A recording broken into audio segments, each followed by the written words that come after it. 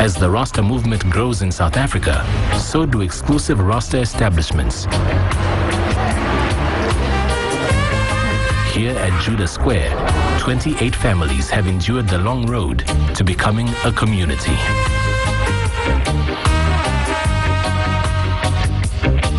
Yeah, before we was like, say, organized or as a group. We was like staying scattered, different places, Nekis, Honley, Concordia. And that time it was like in the early 90s, just before the new government. So we start with some stalls to like help ourselves, and we find some trouble with the local municipality because you have to have a permit to sell fruit and veg that time.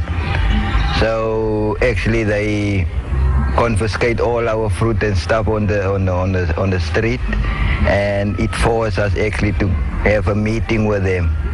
And it's actually where everything started, whereby we was feel now together we are more stronger than as an individual. So we call ourselves that time the Knysna Rastafarian movement. Since 1994, this community has grown steadily.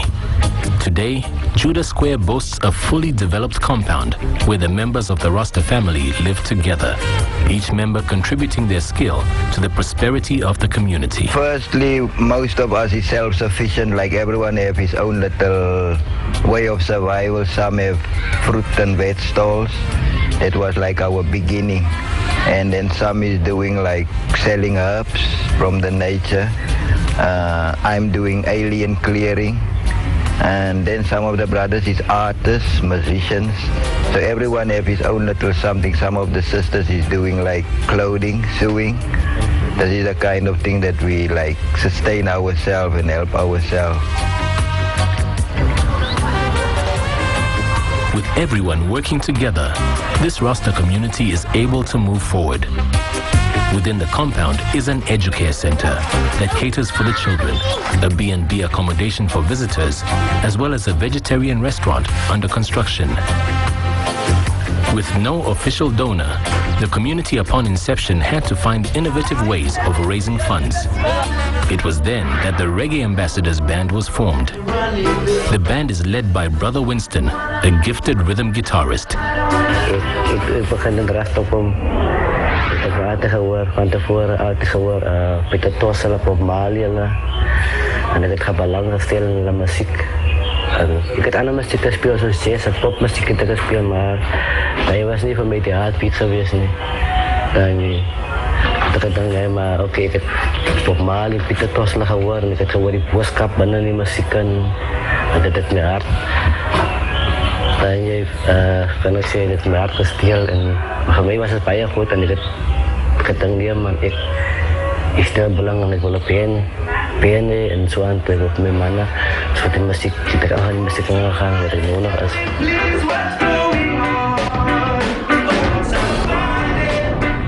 With over a decade of live show experience, the Reggae Ambassadors have built a name for themselves.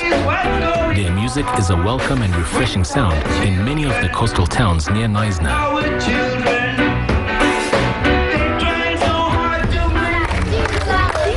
The joyful chatter of children playing is a regular element of the Judah Square community. Having been born in this community, they herald a new generation of Rastas by birth. The older children attend government schools in the locality, who now accept Rasta children with dreadlocks. They go to the governmental schools, yeah, where they can also learn the golden rule. You see, and they can learn how to can read and how to can write and how to can count. Because when they are big, they must know all these things to can count their money and to can read the scripture, you see, and to can talk the right things. You see, that's why it's for I and I to can inspire them actually. Yeah, I got 4 boys. The elder one is 24 years, second one 18, the third one 15 years, and the baby boy is about 13 years now. And they all are Rastas. was born as Rastas, grown up as Rastas, so they know nothing else. Maxi's boys play on the local Rasta soccer team, the FC Rebels. Maxi loves to watch his boys in action as their team today plays another local side. For Rastas in Knysna, it's business as usual. The community at Judah Square does not house local South African Rastas alone. Sister Kerry is a Rasta from Australia. She has been in the movement since 1977 and is very much an integral part of this community. I came to South Africa in 1983. And then I started working with Rastafari here in South Africa. I was living in Cape Town at that time.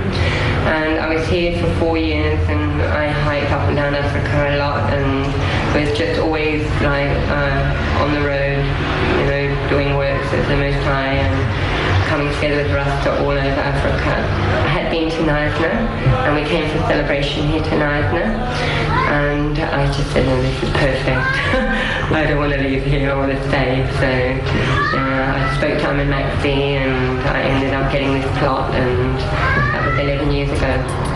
While a natural health therapist by profession, Sister Kerry dedicates as much time as possible to work with the children in the compound. Since she joined the community, she holds weekly classes and workshops on Rastafari teachings. Okay, what did the priest from The Judah Square Rastafari community has become a place where Rastas can dwell together and practice their faith without fear. It is also a community that has opened its doors for all who want to learn about the ways and beliefs of the Rasta religion. With the global growth of the movement, women have featured more and more in the faith. The women are revered by the men, whom they refer to as King Man. Likewise, the women are referred to as Queen or Empress, emanating from Empress Menen, the wife of His Imperial Majesty, Haile Selassie I. Empress Menen was crowned as not as an equal but side by side with Haile Selassie, meaning that Rasta women, we're not oppressed. We are an equal to the men, but we also have to acknowledge that he is still the head of the family. But yes, we are the wisdom carriers. You know, she knew the Bible very much, and she lived the scroll, as I would say. That's what we have to resemble as well. You have to be humble, you have to have reverence, you have to, yes, resemble her. She was very beautiful as well, so you have to maintain, you know, a beautiful outlook on life as well, and a positive outlook on yourself too. The Empress is the woman of right, goddess in flesh, woman who stands for the all woman, black women who are brought even who are here. Empress Menen is the mother of creation, the goddess in flesh, mother of creation in truth and right, who guide all the women to look upon themselves in the way of right and humbleness. A woman is a teacher. A woman is the neck, and the man is the head. But yes, our role is to teach and to build the home. As you know, Empress Menen built a school for, you know, a girls' school. So we teach from the roots to the surface. We teach you how to plant, how to eat, how to cook, how to conduct yourself, how to dress, how to, you know, mannerisms and morality and so forth. So the ability of the movement to reproduce itself is a source of joy for the ancients, who feel that they have left a heritage for the coming generations, as their legacy is sure to live on. Well, my heart for the next generation to really show them roots.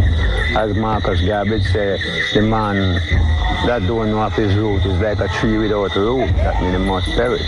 I feel great that I could have set an example to my little black brother and sister them and show them, so we must never forget our own identity, who we are and where we're coming from.